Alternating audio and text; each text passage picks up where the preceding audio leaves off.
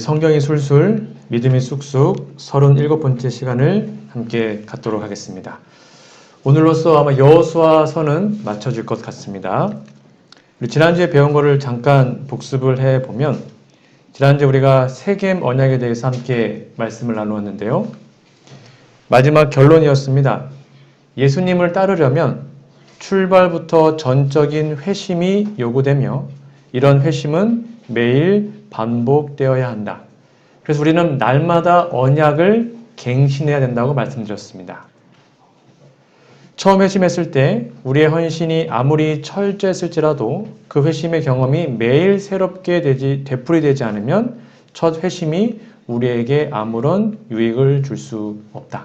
그래서 날마다 개인의 에발산에 올라가서 우리 언약 보증인 예수님께 우리의 죄를 드리고 그 언약을 날마다 갱신하는 것이 날마다 죽는 경험임을 지난주에 설명을 드렸습니다. 우리 지난주에 이어서 오늘은 이제 여호수아서는 마무리를 지으려고 하는데요. 두 언약을 제가 지난주에 설명을 드렸습니다. 출애굽 24장은 신의 언약이었고 그래서 창세기 15장의 아브라함 언약, 횃불 언약이 중요하다고 그랬고요. 출애굽기에서는 24장 신의 언약이 중요하고 여호수아에서는 여호수아 8장 세겜 언약이 중요하다고 설명을 드렸습니다. 24장의 신의 언약은 언약을 체결했던 것이고요. 여호수아 8장은 그 언약을 갱신한 것입니다. 신의 산 언약은 말 그대로 신의 산에서 베풀어진 언약이었고요. 세겜 언약은 에발산에서 저주의 산에서 베풀어진 언약이었죠. 그리고 나머지는 동일합니다. 신의 언약은 12기둥과 제단을 쌓았고요. 세겜 언약은 12지파와 제단을 쌓았고 그 다음에 축복과 저주를 말함으로 언약을 잘 지키면 축복을 받고 언약을 어기면 저주받는다 라는 것으로 내용이 마무리됩니다. 여기에서 중요한 것은 이렇게 언약을 체결한 다음에 그 다음에 여호수아서의 가운데에 나와 있는 여러 장에 이 내용이 기록이 되어 있습니다. 여러분 여호수아서를 제가 언약적 관점으로 이렇게 정해드렸습니다. 여호수아서는 언약의 땅을 정복하는 이야기고 그 땅을 나눈 이야기입니다. 그게 여호수아서의 전체 이야기예요. 땅을 정복했고요. 그다음에 그 땅을 백성들에게 나누어 줬습니다. 그게 여호수아의 전부인데요. 그래서 13장부터 21장에 보면 정말 지루한 얘기 많이 나옵니다. 뭐 누가 무슨 땅을 가졌고 뭐 이렇게 계속 반복되어 나옵니다. 무려 열 몇 장. 정복한 땅을 분배하는 이야기가 쭉 기록되어 있는데요. 많은 분들이 이 부분을 지루해하고 또 힘들어합니다. 그런데 이것을 우리가 언약을 배웠으면 정말로 감동적인 부분으로 이해하셔야 합니다. 왜 그런지 아십니까? 여러분, 지구상에서 역사상 최초로 한 나라에 속한 모든 사람들이 땅을 공평하게 소유했던 순간이 바로 여호수아 중간 13장부터 21장까지의 내용입니다. 일반 세상적 나라에는 불가능합니다. 왕이 있고, 그렇죠? 그리고 돈 많은 사람들이 땅 많이 가지고 있고, 돈 없는 사람들은 땅도 없고, 그렇죠? 힘들게 살잖아요? 근데 이때는 모든 이스라엘 백성들이 동일하게 전부 다 땅을 분배해 받습니다. 그리고 땅을 가지고 생활하게 돼요. 여러분 성경에서 땅을 얻었다라는 것은요. 구원받았다는 말과 동일합니다. 그래서 팔복에서도 하나님의 말씀을 잘 지키면 우리가 하늘을 기업으로 받는다 그랬잖아요. 그러니까 땅을 기업받는다. 땅을 받았다는 것은 언약적으로는요. 그 사람이 구원받았다. 그렇게 이해하시면 돼요. 그래서 토지의 평등 분배가 이루어진 것입니다. 제가 이 부분은 여러분께 이미 설명을 드렸습니다. 여호수아 13장부터 땅 나눈 이야기가 쭉 나오는데요. 왜 이렇게 9장이나 할애해서 땅을 나눈 이야기가 기록되어 있을까요? 성경적, 언약적 토지의 분배 개념 여러분 기억나십니까?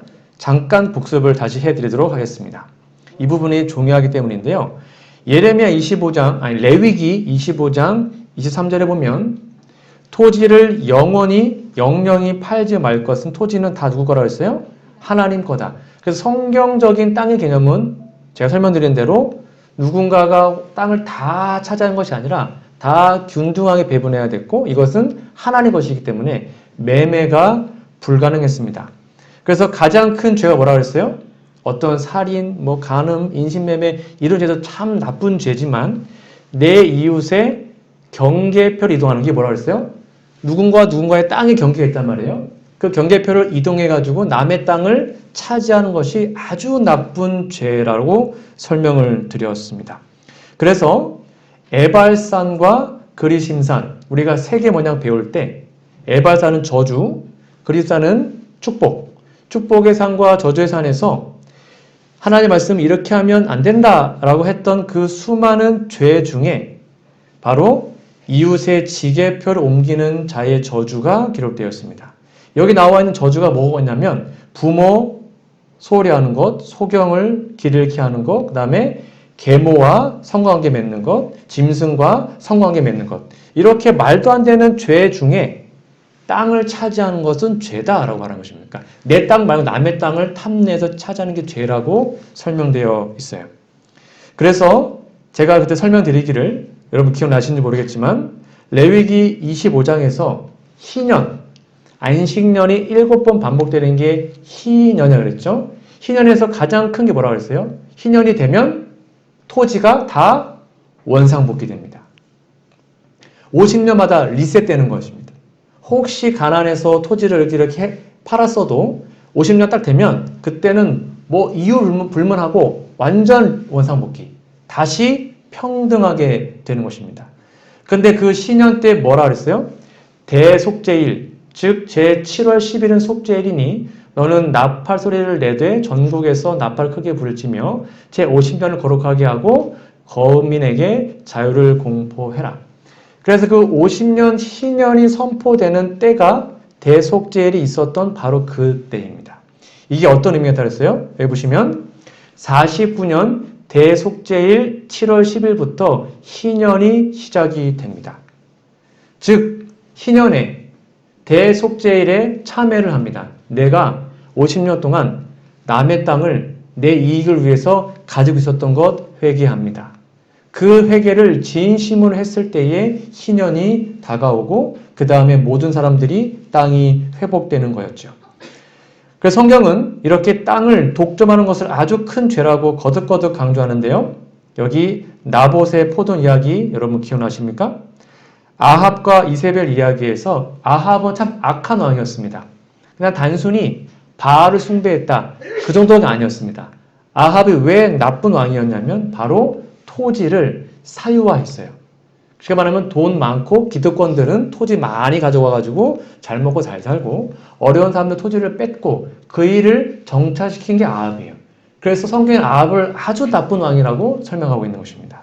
그 대표적인 예가 바로 아합 왕의 옆에 있었던 나봇이 아합에게 말하되 내 열주의 유업을 왕에게 주기를 여호와께서 금하신다. 나봇이 포도원이 있었습니다. 아합이 그걸 보면 너무 갖고 싶은 거예요. 그거 좀 나 좀 주면 안 되냐? 그러니까 나봇이 이거는 하나님께서 금하십니다. 안 됩니다. 라고 얘기해도 어떻게 했어요? 사람 보내서 결국 죽여서 빼앗게 되죠. 그래서 그 죄 때문에 하나님은 아합의 집안을 다 멸하십니다. 다시 한번 강조합니다. 내 이웃의 경계표를 이동하는 것 죄예요. 땅을 차지하는 것. 그 다음에 내 손주에 세운 옛 지계석을 옮기지 말아라. 이것도 같은 말입니다.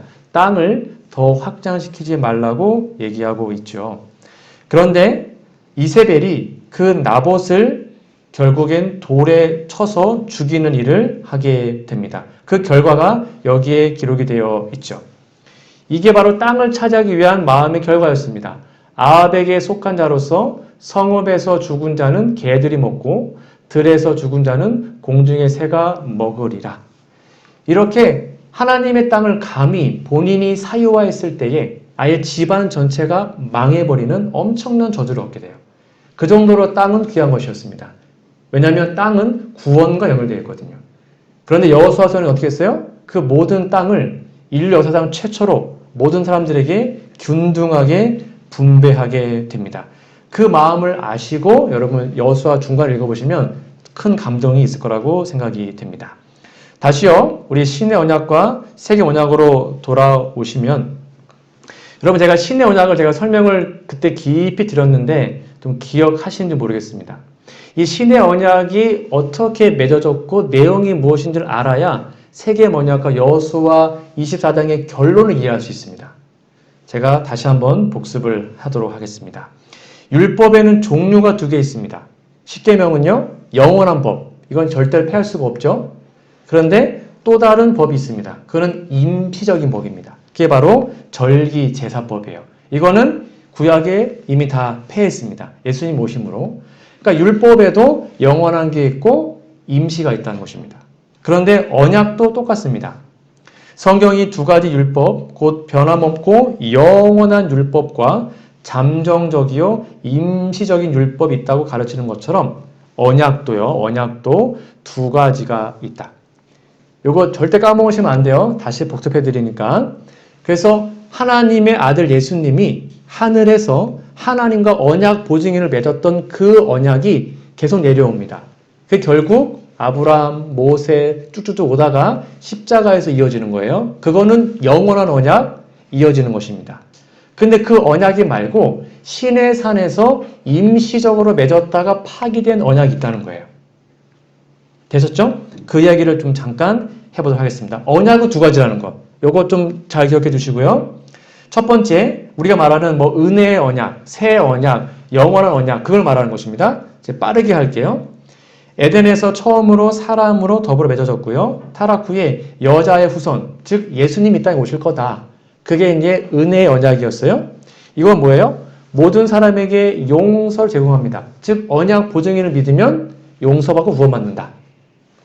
그리고 믿음을 통하여 순종할 수 있도록 하나님의 은혜를 제공합니다. 그러니까 내가 하는 것이 아니라 하나님께서 은혜를 주셔서 그 언약을 이어가게 하는 것입니다. 세 번째, 하나님 율법에 대한 충성을 조건으로 그들에게 영생을 약속하신 게 은혜의 언약. 이거는 영원한 언약입니다. 잘 정리해 주세요. 제가 이미 다 한 겁니다. 그 다음에 이것이 뭐요? 내 씨로 말미암아 천하 만민에게 복을 얻으리라 해서 아브라함에게 되풀이 됩니다. 그게 아담, 모세, 아브라함 등등등 다윗 쭉쭉쭉 이어지는 것입니다. 그래서 아담과 맺어지고 아브라함에게 되풀이 되었습니다. 그런데 그때는 이미 아직 예수님이 오시기 전이었기 때문에 양을 잡았단 말이에요. 그래서 예수님이 죽으실 때까지는 비준 법적 효력이 없었습니다. 이해가시죠? 예수님은 미래에 왔잖아요. 한참 뒤에. 근데 아브라함과 모세 수많은 사람들은 미래에 있는 예수님을 바라보고 구원받았지만 그것을 양을 통해서 대신했죠. 여기까지 정리가 되셨고요. 그래서 예수님께서 십자가에서 돌아가신 때로부터는 그것을 새 언약이라고 불립니다. 이해되셨죠? 쭉 이어지다가 예수님 십자가에서 죽으심으로 그것이 새 언약으로 불려지게 된 겁니다. 이거 기억하세요. 그게 새 언약입니다. 그래서 아브라함과의 언약은 그리스도의 피로 법적 비준되었고요. 그것을 비준시킨 피가 처음 언약, 즉 구약의 언약의 피보다 후에 흘려졌기 때문에 둘째 언약 또는 새 언약이라고 합니다. 그래서 아브라함, 모세 그런 것들을 옛 언약, 첫 언약, 그리고 예수님 십자가 언약을 둘째 언약, 새 언약이라고 그래요. 근데 그거는 내용은 같은 것입니다. 결국 하나로 이어지는 거예요. 내가 아니라 언약 보증인 예수님 때문에 살 수 있다. 그래서 이 언약은 그리스도의 피로 비준되기 전까지는요. 이거 기억해 주세요. 옛 언약, 첫째 언약이 불렀고 제가 설명드린 것처럼 새 언약이 아브라함 시대에도 유효했던 것처럼요. 하나님의 약속과 맹세로 확증이 된 것은 우리를 이해할 수 있어요. 그래서 이거를 또 다른 말로는 영원한 언약이라고 부릅니다. 자, 이제 정리하면 성경 읽다가 여러분 은혜의 언약, 영원한 언약, 새 언약 이거 다 같은 거예요. 그냥 같은 거거나 그렇게 이해하시면 돼요. 그래서 아담과 맺어지고 아브라함의 되풀이 된 것, 예수님의 피로 맺어진 것, 이 모든 것을 다 하나의 언약입니다. 하나예요. 이거 헷갈리시면 안 돼요. 요것은 패하지 않아요. 영원합니다. 이해되셨죠? 이게 있어요. 십계명이 영원한 것처럼 이 언약은 영원한 언약이에요. 근데 또 다른 언약이 있다는 것입니다. 잠깐 맺었다가 파괴되고 없어진 언약. 그게 바로 신의 언약입니다. 그걸 좀 이해하셔야 되는데요. 아까 말한 것처럼 성경에는 요거요. 따옴표예요. 따옴표. 옛하고 따옴표가 붙어있는 언약이라는 다른 약속이 어디에서요? 시내산에서, 아까 봤던 시내산 언약, 그거예요. 하나님과 이스라엘 사이에 체결되었고요. 그것은 희생 제물의 피, 예수님의 피가 아니라 그 당시의 소와 양, 그 희생 제물의 피로 그때 비준, 즉 그때 법적 효력이 발휘된 것입니다. 그러니까 영원한 언약과는 다른 것입니다. 그때 법적 효력이 순간적으로 발휘됐던 언약입니다. 이거 개념을 잘 이해하셔야 됩니다. 그래야 오늘 여호수아 결론을 이해할 수 있습니다. 이 언약은 따옴표 옛 언약입니다. 그래서 another promise, 그래서 다른 약속이라고 표현되어 있습니다. 그게 아까 말한 것처럼 출애굽기 24장에서 체결되었고요. 신의 언약이고 32장에서 모세가 십계명 깨트렸잖아요. 그때 파기된 것입니다. 이게 포인트가 뭐냐면 희생 제물의 피로, 예수님 피가 아니라 희생 제물의 피로 그 당시에 바로 발효된 언약입니다. 그래서 백성들은요, 그들의 마음의 죄악과 그리스도 없이는, 요게 되게 중요합니다. 여러분 4번 잘 기억해 주세요. 이 4번이 결국 여호수아의 결론과 같은 내용입니다. 즉 자신의 죄악과 그리스도 없이는 그들이 하나님의 율법을 지킬 수 없다는 것을 인식 못했어요. 쉽게 말하면 나 그거 할만한데? 저 할 수 있어요. 하나님 능력 없이 본인이 스스로 할 수 있다고 착각을 하고 맺은 언약이라는 거예요. 그래서 어떻게 했다는 거예요? 선뜻 하나님과 언약을 맺었어요. 자신들의 의를 세울 수 있으리라는 생각으로 그들은 여호와의 모든 말씀을 우리가 준행하리이다라고 선언한 것입니다. 그러니까 자신의 죄된 성향과 나약함을 모르고 그거 저 할 수 있습니다 하고는 선뜻 하나님과 언약을 덜컥 맺어버린 것입니다. 근데 언약 맺으면 어기면 죽는 거거든요. 근데 그걸 모르고 그냥 할 수 있는데요 하고 덜컥 맺어버린 거예요. 자신들의 의를 세우기 위해서.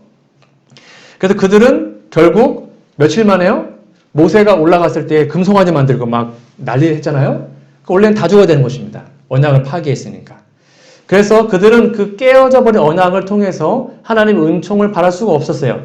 그 다음에 중요합니다. 그러고 나서야 자신들의 죄악과 용서의 필요를 느끼게 되었습니다. 그리고 그들은 아브라함과의 언약, 그 영원한 언약이에요. 희생 제물로 예표된 구주의 피를 느끼게 되었다. 내 힘은 안 되는 거구나. 예수님이 필요하구나 라는 것을 그때 느끼게 된 것입니다. 해보려고 하니까 안 되는 거예요. 하나님 제 힘으로는 안 됩니다. 예수님 도와주세요. 그거를 경험한 겁니다. 그래서 그것을 성경에서는요, 따옴표 옛 언약 또는 다른 언약, 그래서 신의 언약, 그리고 짐승의 피로 그때 시작된 언약이고요. 인간의 의가 섞인 언약. 그래서 특별한 교육을 목적으로 체결한 언약이 이 언약입니다. 이거는 하나님이 왜 하셨냐? 영원한 언약이 있는데 그 언약을 그들이 얼마나 가치 있는지를 몰랐던 것입니다. 애굽에서 종살이 했으니까. 그래서 막상 나와보니까 자기가 스스로 할 수 있을 것 같은 거예요. 그래서 그럼 너 한번 해봐라 하고는 맺어진 겁니다. 그리고는 며칠 만에 다 깨트리고 죽을 뻔한 다음에 내 힘으로는 안 되네. 하나님 살려주세요. 하고 그 영원한 언약이 얼마나 가치 있는지, 십자가가 얼마나 좋은 건지를 그들에게 알려주기 위해서 교육 차원에서 했다는 것입니다. 이해되시죠? 그것이 바로 따옴표 옛 언약이에요. 자, 그러면 이미 아브라함과의 언약이 구원이 약속되어 있는데 왜 시내산에서 다른 약속을 세웠을까요? 제가 지금 말했던 내용이 여기에 그대로 기록되어 있습니다. 앞에 좀 보실게요. 이것이 여호수아서의 결론과 같은 거예요. 그러나 그들의 마음에 새겨져야 할 더 큰 진리가 있었다. 그들은 우상 숭배와 부패 가운데 살았으므로 하나님의 거룩하심, 그들의 마음속에 가득 찬 죄악, 우리랑 똑같다는 것입니다. 그들 스스로는 하나님의 율법을 순종하기에 전혀 무능함, 구세주의 필요 등에 대해서 바른 개념을 가지고 있지 않았어요. 그러니까 내가 뭔가 할 수 있다고 착각한 것입니다. 근데 그 언약이 깨졌습니다. 그러고 나서야 이제 그들은 자신들의 죄악과 용서의 필요를 깨닫게 되었고요. 그들은 아브라함과의 언약이 나타나 있고 희생 제물로 예표된 구주, 예수님이 필요하구나. 그걸 그때 느끼게 됩니다. 그리하여 그들은 믿음과 사랑으로 그들을 죄의 속박에서 구원하시는 하나님께 매어 달렸습니다. 왜요? 내 힘으로는 안 되니까. 내 힘으로 불가능하니까 하나님 제발 도와주세요라고 매어 달립니다. 그리고는 이제 그들은 새 언약의 축복을 바로 평가할 준비가 되어 있었다. 겸손하게 된 것입니다. 겸손하게 내 힘으로 안 되는 걸 철저하게 느끼고 하나님께 납작 엎드려서 하나님 제발 도와주세요 하게 된 것이죠. 자, 그러면 이 개념을 이해하시고 여호수아 이제 결론을 가보도록 하겠습니다. 여호수아 24장은 알다시피 여호수아가 죽기 전에 이스라엘 백성 다 모읍니다. 그리고 다시 언약을 갱신합니다. 여호수아가 세겜 땅에서 하나님의 백성들을 모은 다음에 언약을 갱신해요. 이 당시에 여호수아가 죽기 직전에도 또 우상 숭배가 막 스물스물 올라왔습니다. 백성들이 막 타락하는 모습이 보였습니다. 그래서 여호수아가 다시 불러서 너희 이러면 안 돼 라고 권면하고 이렇게 얘기하죠. 그 유명한 말씀이 이겁니다. 만일 여호와를 섬기는 것이 너희에게 좋지 않게 보이거든 너희 열조가 강 저편에서 섬기던 신이든지 혹 너희가 거하는 땅, 지금 이 땅, 가나안 땅 아무리 사람이 신이든지 너희 섬길 자를 오늘날 택해라. 오직 나와 내 집은 여호와를 섬기겠노라 라고 얘기합니다. 이렇게 여호수아가 호소하자 백성들 어떻게 얘기했어요? 어떻게 얘기했어요? 아, 나 여호와 하나님 섬길 수 있습니다 라고 얘기를 하죠. 그것이 바로 18절에 나옵니다. 이때 마음이 그때 똑같다는 것입니다. 자신들의 어떤 뭐랄까 실수 또는 자신의 죄된 본성, 연약함을 모르고 선뜻 여호와께서 또 모든 백성 곧 이 땅에 거하던 아모리 사람을 우리 앞에 쫓아내셨습니다. 그러므로 우리도 여호와를 섬기겠다라고 선언합니다. 그때 여호수아 뭐라 했어요? 역시 장하다 라고 말하지 않았어요. 어떻게 얘기하는지 아십니까? 되게 이상해요. 아니 잘하겠다고 했잖아요. 나 여호와 섬기겠습니다 얘기했으면 그래 잘 결심했어 라고 말해줘야 되는데 그렇게 하지 않고 이렇게 얘기합니다. 참 여호수아가 웃겨요. 백성 여호수아에게 말하되 아니니이다 우리가 정녕 여호와를 섬기겠나이다. 무슨 말이냐면 여호수아 말합니다. 너희들 못 섬겨. 너희들 안 된다니까. 네 힘으로 안 돼. 이렇게 얘기하자 백성들이 아닌데요. 저 진짜 여호와 섬길 건데요. 라고 얘기를 합니다. 여러분 이상하지 않습니까? 여기 이렇게 나와 있습니다. 왜 이렇게 얘기했냐면 여호수아가 백성에게 이르되 너희가 여호와를 능히 섬기지 못할 것은 그는 거룩하신 하나님이요 질투하는 하나님이시라. 그러니까 백성들이 할 수 있습니다. 여호수아는 너 못한다니까? 할 수 있다니까요? 너는 못해. 이게 왜 이렇게 했을까요? 여호수아가 하겠다는데 격려를 못해줄 망정 할 수 있습니다. 너는 못한다니까? 이렇게 얘기하는 거예요. 여호수아가 언약 갱신하는데 그러면서 이렇게 얘기합니다. 너희가 여호와를 못 섬긴다. 왜요? 하나님은 거룩하신 분이고 질투하는 분이야 라고 얘기합니다. 즉 여호수아는 말합니다. 백성들의 결심은 다 썩은 새끼줄 같아서 너희 힘으로는 안 된다. 불가능해. 하나님은 질투하는 하나님이다 라고 얘기합니다. 그러면서 이들에게 다시 한번 이렇게 얘기하죠. 21절입니다. 왜 여호수아는 백성들이 결심할 때마다 3번이나 반박하고 이렇게 부정적으로 몰아갔을까요? 그 이유가 무엇일까요? 하겠다는데 너는 못한다라고 왜 이렇게 얘기했을까요? 이제부터 언약의 아주 중요한 포인트를 다시 한번 여러분 꼭 마음에 새겨두시기 바랍니다. 우리가 하나님과 언약을 맺으면 우리가 언약을 지키는 겁니까? 하나님 언약을 지키시는 겁니까? 언약은 우리가 지키는 것이 아닙니다. 우리는 절대로 못 지킵니다. 못 지키기 때문에 우리의 대표자로서 예수님이 인간의 대표자로 대신 언약을 지켜주신 겁니다. 그게 언약 보증인이에요. 그걸 믿는 게 언약의 핵심이에요. 저는 할 수 있습니다. 절대 못합니다. 여러분 결심하면 다 되십니까? 안 돼요. 절대 불가능합니다. 내 힘으로는 아무것도 못해요. 그걸 인정했을 때에 언약 보증인인 예수님을 바라보고 예수님께 온전히 맡길 수 있거든요. 즉 여호수아 그 말하고 있는 것입니다. 백성들이 할 수 있습니다. 또 못한다니까? 할 수 있습니다. 못해. 네 힘으로는 안 돼. 그러니 예수님 바라봐야 돼. 그게 여호수아의 결론이었어요. 그래서 시내산에서 그들이 할 수 있다라고 말했을 때에 하나님이 그래? 한번 해봐. 하고는 아주 큰 교육 효과를 주신 것처럼 여호수아와 똑같이 그들에게 우리 힘을 하려는 그들의 마음을 하나님께로 향하게 했던 것이죠. 이 부분을 이렇게 얘기하고 있습니다. 여러분 잘 보셔야 됩니다. 이게 우리가 구원의 핵심이에요. 영구적인 개혁을 행하기에 앞서 백성들은 저희 스스로는 계속 할 수 있는데요. 그 말이에요. 하나님께 순종할 능력이 없다는 사실을 깨달아야 되는 거죠. 이걸 깨달아야 하나님께 갈 수 있어요. 이걸 깨달아야 내 힘으로 안 되네. 이걸 진짜 깨달아 십자가를 갈 수 있어요. 백성들은 하나님의 율법을 범하였으므로 이것은 그들을 범죄자로 정죄하였고요. 거기에는 피할 길이 없었어요. 그들이 자신의 힘과 의를 의지하는 한 죄의 용서를 받기는 불가능했습니다. 그 다음 중요합니다. 그들이 하나님의 완전한 율법의 요구에 응할 수 없으므로 아까 같은 말이죠. 스스로 저 할 수 있는데요. 이렇게 하나님을 섬기겠노라고 생각한 것은 뭐예요? 헛된 일이에요. 헛된 일. 불가능한 것. 그걸 지금 여호수아가 계속 강조하는 것입니다.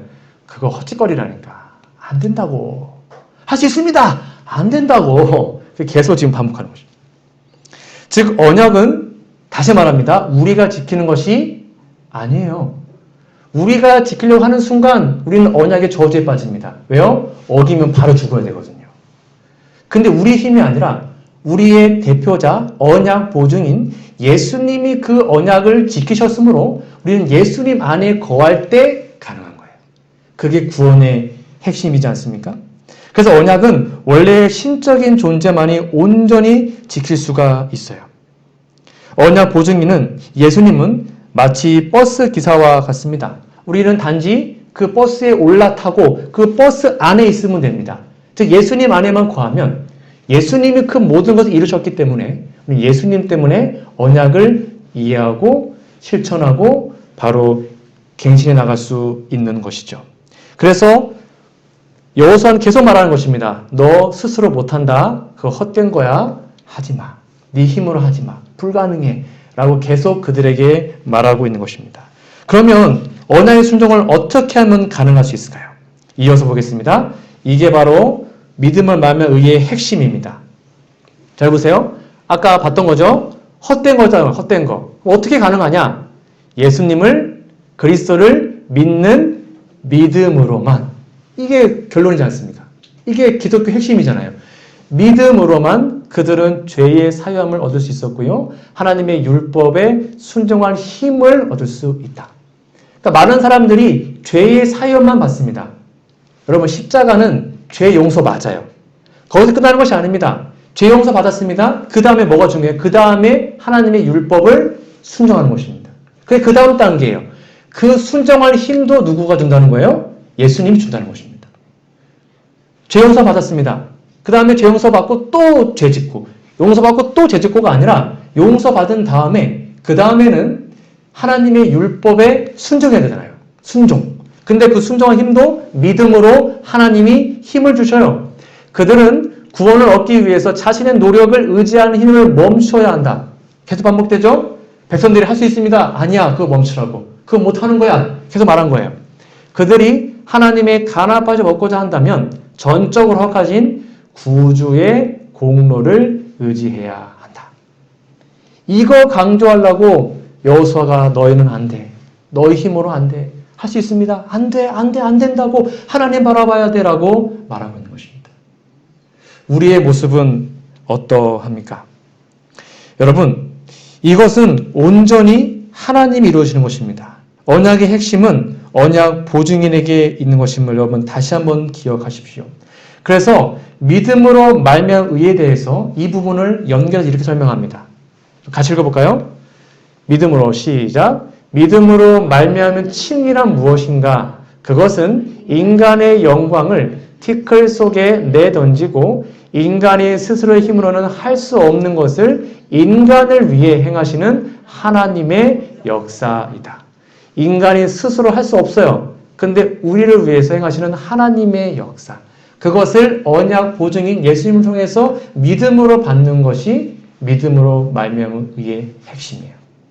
그거를 진정으로 깨닫는 사람들은 결코 자신을 신뢰하지 않습니다. 내 마음속에 의의가 전혀 없고 죄밖에 없는 걸 알아요. 그래서 온전히 하나님께 전적으로 매어달리게 됩니다. 그것이 구원임을 여러분 다시 한번 기억하시기 바랍니다. 그래서 여호수아는 단순히 이렇게 얘기합니다. 24장 19절입니다. 너희가 여호와를 능히 섬기지 않는 게 아니에요. 섬기지 못하는 거예요. 쉽게 말하면 그들의 마음은 섬기고 싶었어요. 그렇죠? 하고 싶다고 하고 싶었어요. 그런데 하고 싶었는데 할 수 없다는 거예요. 너희가 못한다. 안 하는 게 아니고 네 마음 알아. 근데 못해. 네 힘으로는. 그는 거룩하신 하나님, 질투하는 하나님이 되고. 이 부분을 우리 재림교회 주석은 이렇게 얘기합니다. 너희가 여호와를 능히 섬기지 못할 것이라는 선언은 스스로는 하나님의 계명에 순종할 수 없는 인간의 도덕적 무능력을 의미할 수 있다. 여호수아는 단순히 너희는 여호와를 다른 신들과 함께 섬기지 못한다고 말하지 않았다. 너희 자신의 힘으로는 결코 여호와를 섬길 수 없다고 단언하고 있다. 여러분, 그러니까 이제 우리가 해야 하는 일은 무엇일까요? 이것을 온전히 이해하고 하나님께로 나아가는 것입니다. 마지막 결론입니다. 이 선언을 통해 여호수아는 사도 바울보다 수백 년 전에 믿음으로 말미암은 의의 대원칙을 제시하고 있습니다. 그러니까 여호수아서의 마지막 결론이 믿음을 말미암은 의예요. 잘 보셔야 합니다. 이 의에 도달하기 위해서 하나님과 인간은 각각 역할이 있습니다. 하나님 할 일이 있어요. 내가 할 일이 있습니다. 하나님은요, 우리의 동의나 협력 없이는 우리를 위해서 어떤 일을 할 수 없어요. 자, 우리가 하나님께 내 의지를 굴복하고 동의해야 합니다. 하나님, 제 힘으로 안 됩니다. 저를 변화시켜 주세요. 그 동의해야 돼요. 하나님 강제하지 않으시거든요. 내 자유의지를 하나님께 드려야 합니다. 이게 이 말이에요. 마찬가지로 우리 또한 하나님의 도움 없이는 어떤 일도 할 수 없죠. 믿음과 행함은 우리가 균형지게 사용해야 하는 배의 양편 노와 같습니다. 하나님을 전적으로 의지하면서 바른 길을 선택하는 거, 이거 내가 하는 것입니다. 그건 내가 하는 거예요. 자유의지로 하나님을 선택합니다. 그것을 이루어 가고자 하는 것은 인간의 몫이에요. 그러나 일할 수 있는 능력을 부여하는 것은 하나님의 일이에요. 내가 내 의지를 하나님께 드려야 그때 비로소 하나님은 내 삶에 개입할 수 있어요. 이해가시나요? 왜냐하면 하나님은 강제하지 않으시니까. 그는 이 언약에서 자신의 역할을 이해하기 위해서 항상 준비하고 계십니다. 하나님을 준비하고 계세요. 문제는 우리라는 것입니다. 우리가 우리의 역할을 감당할 수 있을까? 우리가 그릇된 것을 버리고 옳은 것을 받아들이기로 선택할 것인가? 우리 선택의 목적들이 실패가 되도록 능동적으로 행할 것인가? 하나님 문제가 없어요. 하나님 뭐 하고 있다는 거예요? 늘 준비하고 있습니다. 근데 우리가 내 의지를 하나님께 다 드리고 내 마음을 하나님께 다 굴복하고 내 모든 자유의지를 하나님께 드릴 수 있냐는 것이죠. 그것이 되면 하나님이 개입하셔서 우리에게 구원과 품성 변화와 완전한 성품을 주시는 것입니다. 그것이 바로 여호수아가 말한 것이고 사도 바울이 말한 믿음을 만난 의의 핵심이에요. 이제 더 이상 내 자신의 힘으로 뭔가 하려고 노력하지 마십시오.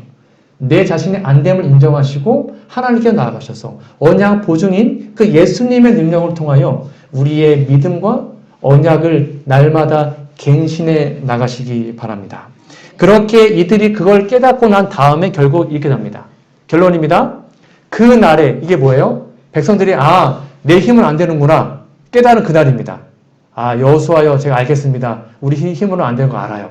그렇게 깨달은 그 날에 여호수아가 세겜에서 백성으로 더불어 언약을 세우고요. 그들을 위하여 율례와 법도를 베풀었고 언약이 갱신됨으로 여호수아서가 마쳐지게 됩니다. 다시 한번 여러분께 간절히 호소합니다.